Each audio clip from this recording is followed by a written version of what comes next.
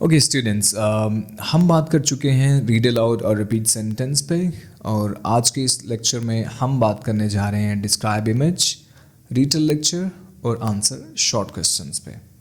तो सबसे पहले तो डिस्क्राइब इमेज, पहला क्वेश्चन जो बच्चों के जहन में आता है वो ये है कि डिस्क्राइब इमेज कितने पेपर के अंदर आमतौर पे आते हैं।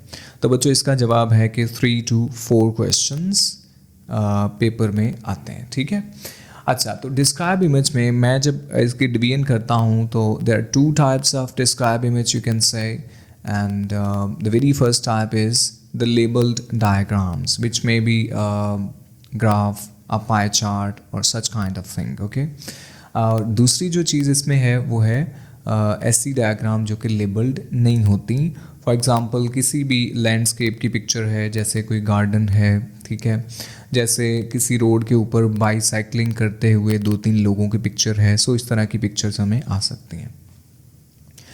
ओके, तो बच्चों इस पे पैटर्न क्या है कि क्या इसमें कितने टाइम के लिए पिक्चर जो है वो सामने आती है। तो स्क्रीन के ऊपर आपके सामने पिक्चर रहेगी, ठीक है। You have just 25 seconds and in those 25 seconds you have to observe that picture। और देन इसके बाद आपको एक बीप साउंड सुनाई देगी और बीप साउंड के बाद आपने 40 सेकंड्स तक के लिए आपकी रिकॉर्डिंग आपको अलाउ की जाती है। अच्छा, ये तो हो गया इसका पैटर्न। तो अब बच्चों इसमें करना क्या है कि जब आपकी प्रिपरेशन का टाइम है तो सबसे पहले तो हम ये करेंगे कि we have to note the topic of that image.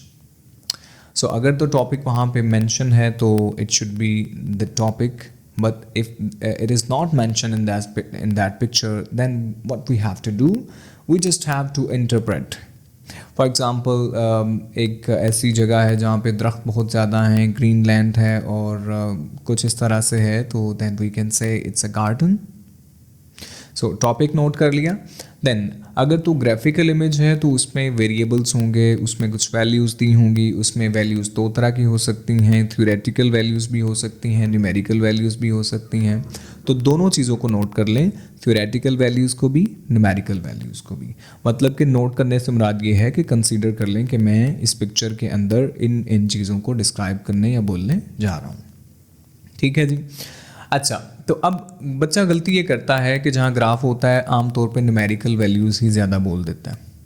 तो बच्चों यहाँ पे एक बैलेंस्ड अप्रोच के साथ चलें कि कम से कम 5 से 6 थ्योरेटिकल वैल्यूज़, यानी कि नेमिंग टाइप ऑफ जो चीज़ें होंगी या वेरिएबल्स के नाम होंगे, इस तरह की चीज़ें उनको उठाएं और इसी तरह से साथ में न्यूमेरिकल वैल्यूज़ को पैचअप करें और देन अपने टेम्पलेट के अंदर लगा के इनको बोल दें। ठीक है, तो पहली चीज़ तो ये होगी। अच्छा, दूसरा ये है कि इसमें जो है ना हम जो हमारी इमेज जो है वो आती है जिसमें लेबलिंग कोई नहीं होती, उसको कैसे डील किया जाए। सो जो जिसमें लेबलिंग नहीं होती उसको हमने यूँ डील करना है कि उसको हम ख़ुद से एक टाइटल भी देंगे, उन्वान भी देंगे, नाम भी देंगे, और न सिर्फ नाम देंगे बल्कि इसके बाद हम इसमें जो दी गई डिफरेंट चीज़ें हैं, फॉर एग्ज़ाम्पल वहाँ पे बहुत से दरख्त हैं, वहाँ पे ब्लू स्काई है, वहाँ पे वाटर बॉडी है, वहाँ पे जिनको हम स्मॉल ट्रीज़ कह सकते हैं या शर्ब्स कह सकते हैं, और इसी तरह से प्लांट्स होंगे तो उनको हर्ब्स भी कहा जा सकता है, लीव्स हैं, इस तरह की चीज़ें। सो जितनी भी चीज़ें आपको उसमें नज़र आ रही हैं आप उन चीज़ों को नाम लेते उनके चले जाएंगे। फॉर एग्ज़ाम्पल मिसाल के तौर पे चीज़ों के नाम इतने ज़्यादा अगर नज़र नहीं आते या वो जहन में नहीं क्लिक होते या बात समझ नहीं आ रही तो देन फिर क्या किया जाए। तो बच्चों यहाँ पे एक ट्रिक ये है कि आप वहाँ पे दिए गए जो कलर्स हैं उन पे बात कर सकते हैं। ठीक है, अच्छा, अब कलर्स को लगा देने से भी फॉर एग्ज़ाम्पल हमारी बात मुकम्मल नहीं होती, तो देन हम ये इस तरह की चीज़ें उसमें ऐड कर सकते हैं। ग्राफ था तो हमने कह दिया I can observe maximum and minimum values. ठीक है, और इसी तरह से कोई वैसे इमेज है तो उसको हम कह सकते हैं कि it was a very beautiful picture and it seems very attractive, या इस तरह की हम चीज़ें उसमें ऐड कर सकते हैं। ठीक है, सो यूँ हम उस पिक्चर को ऑब्जर्व करके उसमें ये सारी चीज़ें हम वहाँ से निकालेंगे। ठीक है, अच्छा जी, इसके बाद हमने क्या करना है कि हमने टेम्पलेट को यूज़ करना है। टेम्पलेट आपको इस वीडियो के डिस्क्रिप्शन में भी मिल जाएगा। ठीक है, और बहुत अच्छा टेम्पलेट है जी, मैं उसको बच्चों को रिकमेंड करता हूँ, स्कोर भी बहुत अच्छा आता है। तो आप उस टेम्पलेट को यूज़ करें और टेम्पलेट में ये जो सारी चीज़ें मैंने अभी हाईलाइट की हैं इनको आप यूज़ करके देन उसको बोलें तो देन इंशाल्लाह डिस्क्राइब इमेज में स्कोर आपका बहुत अच्छा आएगा। ठीक है, तो पहली चीज़ तो ये हो गई। अच्छा, अब आते हैं जी इसके स्कोरिंग क्राइटेरिया की तरफ। ठीक है, स्कोरिंग क्राइटेरिया क्या है आपका, जो इसमें फ्लुएंसी है, प्रोनंसिएशन है और इसी तरह से कंटेंट है, तो इन तीनों चीज़ों की इक्वल वेटेज है। ठीक है, तीनों चीज़ें बहुत ज़्यादा अहम हैं। तो हमने क्या करना है कि इसमें किसी एक चीज़ को भी, अब जब बच्चा रिपीट सेंटेंस की बहुत ज़्यादा प्रैक्टिस कर चुका होता है तो यूँ कह लीजिए कि उसके मोमेंटम को तोड़ना, यानी कि उसकी स्पीड को, क्योंकि रिपीट सेंटेंस में कोई पॉज नहीं होता, उसमें कोई भी चीज़ ऐसी नहीं होती कि जहाँ पे आपने रुकना है। तो फिर इसमें क्या होता है कि एक उसकी कह लें कि तबीयत के अंदर ये चीज़ शामिल हो जाती है कि वो चीज़ों में पॉज नहीं करता और ये अल्टीमेटली डिस्क्राइब इमेज में उसको डैमेज करता है। ठीक है, सो हमने कॉन्शियस होना है कि हम इसको उसी उसूल और कानून पे लेके जाएंगे कि जो कि पंक्चुएशन रूल्स हैं, यानी कि हम फुल स्टॉप पे मुकम्मल पॉज करेंगे। ठीक है, और इस तरह से हम उसमें अपनी चीज़ों को लेके आगे बढ़ेंगे नॉर्मल स्पीड के साथ, सही प्रोनंसिएशन के साथ, सिंगुलर और प्लूरल का बाकायदा ख्याल करते हुए। सो इस तरह से हम अपनी डिस्क्राइब इमेज का कह लें कि इसको डील करेंगे। ठीक है, अच्छा जी, ये तो हो गया डिस्क्राइब इमेज। अब आते हैं रीटेल लेक्चर पे। So what is a retail lecture? As it is evident from the name retail lecture. So what does that mean कि you have to retail a lecture. अच्छा, अब इसमें दोनों चीज़ें हैं बच्चों। हम जिन प्लेटफॉर्म्स पे बच्चों की प्रैक्टिस करवाते हैं वहाँ पे तो आमतौर पे ऑडियो लेक्चर्स ही आपको मिलते हैं, लेकिन ओरिजिनल एग्ज़ाम में आपको वीडियो लेक्चर भी आ सकता है। ठीक है, तो वीडियो लेक्चर की सूरत अगर हो तो पहली बात तो ये होती है बच्चा घबरा जाता है। दूसरी बात ये होती है कि बच्चा ये समझ रहा होता है कि अगर वाइट बोर्ड उसके सामने आ गया है तो वाइट बोर्ड पे जनाब वो टीचर जो है ना वो अपने सारे पॉइंट्स लिखता जा रहा है। वो कहता है अच्छा ये तो पॉइंट्स लिख रहा है, ये मेरे सामने रहेगी क्योंकि डिस्क्राइब इमेज में सामने रहता है। लेकिन बाद में क्या होता है कि वो पिक्चर वहाँ से फ़ौरन ही, या वो विजुअल्स हैं वो वहाँ से गायब हो जाते हैं, तो अब उसके पास कुछ भी बोलने के लिए नहीं होता। तो फिर आपने ये बात ज़हन में रखनी है कि लेक्चर के दौरान जो भी आप पॉइंट सुने उनको आप अपने पास जो है ना उनको नोट करते जाएं। अब वो पॉइंट्स कौन से नोट करने हैं, तो उनके लिए सबसे पहली चीज़ तो आपको नाउन या नाउन फ्रेजेस उठाने हैं। अब आपको पता है फ़िक्रे के शुरू में भी नाउन फ्रेज़ या नाउन हो सकता है और फ़िक्रे के एंड पे भी हो सकता है। ठीक है, तो जो भी लेक्चर होगा उसमें बहुत से नाउन्स या नाउन फ्रेजेस होंगे। ठीक है जी, तो हमने नाउन्स भी उठाने हैं, सिंगल कह लें कि वर्ड वाले नाउन्स, और वहाँ पे हमने नाउन फ्रेजेस भी उठानी है।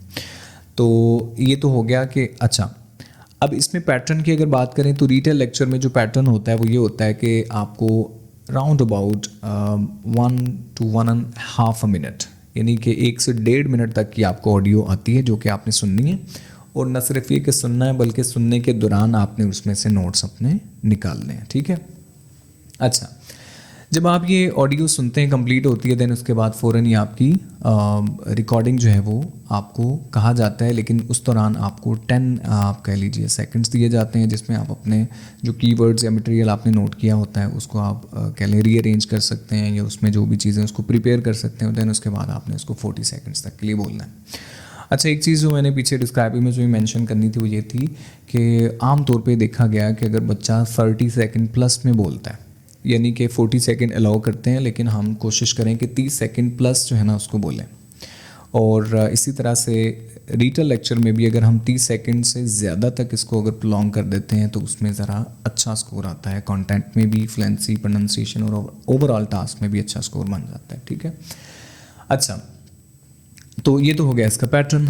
अब आते हैं जी इसमें, अभी मैंने थोड़ा सा टच उसमें दे भी दिया कि हमने चीज़ें कौन सी उसमें से नोट करनी है, लेकिन सबसे पहले तो हम टॉपिक नोट करेंगे। टॉपिक जो है वो आमतौर पे शुरू में हो भी सकता है और कभी कभार उसको टॉपिक को सारी ऑडियो में बार बार मुख्तलिफ जगहों पे एक्सप्लेन किया जाता है या उस पर बात की जाती है। तो जो चीज़ ज़्यादा रिपीट हो रही हो तो मुमकिन तौर पर वो हमारा टॉपिक भी हो सकता है। ठीक है, अच्छा, तो टॉपिक नोट कर लिया हमने, देन हमने क्या करना है कि उसमें से नाउन्स या नाउन फ्रेजेस उठाते जाएं।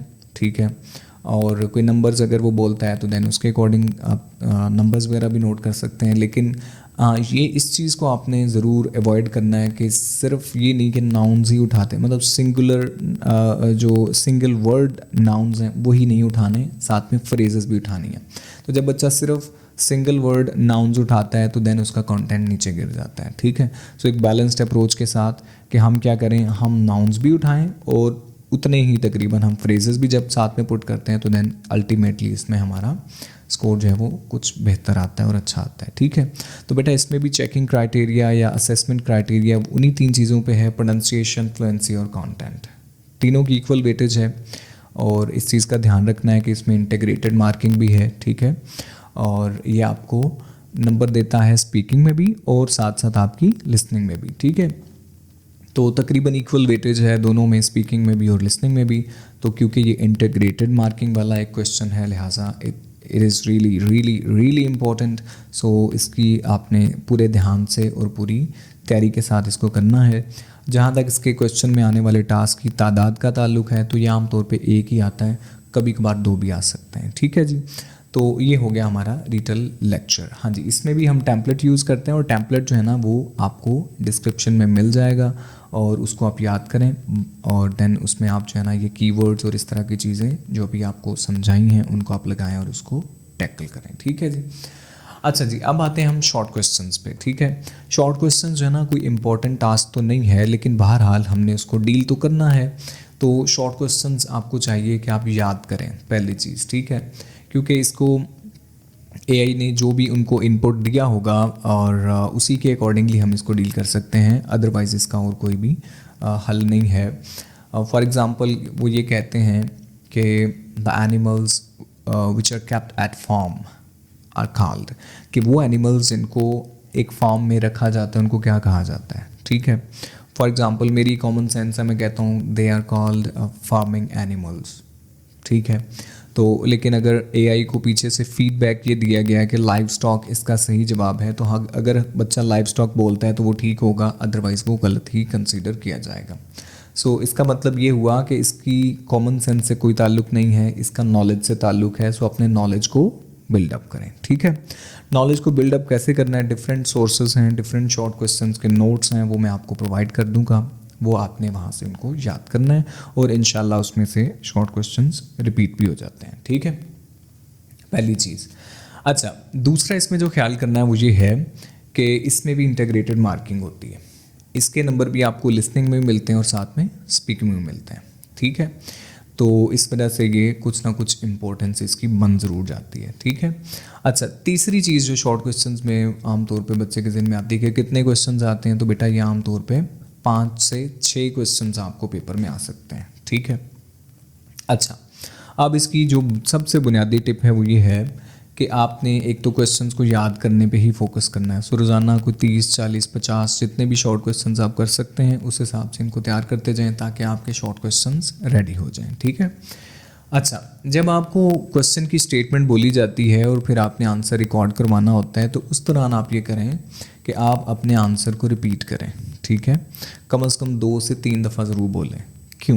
क्योंकि बच्चा जब प्रोनाउंस करता है, अगर उसने जवाब ठीक भी बोला है लेकिन ठीक अंदाज में प्रोनाउंस नहीं किया तो वो हो सकता है कि कंप्यूटर उसको रिकग्नाइज़ ना करे और उसका जवाब गलत हो जाए। सो हमने इस चीज़ को अवॉइड करना है कि हम एक दफ़ा नहीं बल्कि हम 2 से 3 दफ़ा अपने जवाब को बोलें ताकि कम से कम किसी न किसी एक दफ़ा तो हमारा जवाब वहाँ पर रिकग्नाइज़ हो, एक्नॉलेज हो और उसमें हमें मार्क्स मिल जाएं, ठीक है जी। तो होप सो इंशाल्लाह ये तीनों जो टास्क हैं उन पे हमने कुछ खुल के बात की है और आपको बातें समझ आई हैं। लेकिन अगली वीडियो में कोशिश करेंगे कि जो सोशल मीडिया के थ्रू या क्लास के अंदर बच्चे आम तौर पे क्वेश्चनिंग करते हैं, हम उन क्वेश्चंस को अगली वीडियो में डिस्कस करें, बच्चों की ट्रबल्स को, चैलेंजेस को, जो कि इंशाल्लाह आपके लिए मज़ीद बेनिफिशियल होंगी। तो अभी तक जो हमने बातें की हैं इनको इम्प्लीमेंट करें और इंशाल्लाह टेम्पलेट्स हैं वो मैं आपको डिस्क्रिप्शन में प्रोवाइड कर दूँगा, ठीक है जी। अपना ख्याल रखिएगा, हमारे चैनल को सब्सक्राइब भी करें, शेयर भी करें और अगली वीडियोस के लिए वेट भी करें। इंशाल्लाह आपको बहुत ही उम्दा और बहुत ही अच्छा मटेरियल पीटी से रेलेवेंट मिलने वाला है। ओके जी, अल्लाह हाफिज़।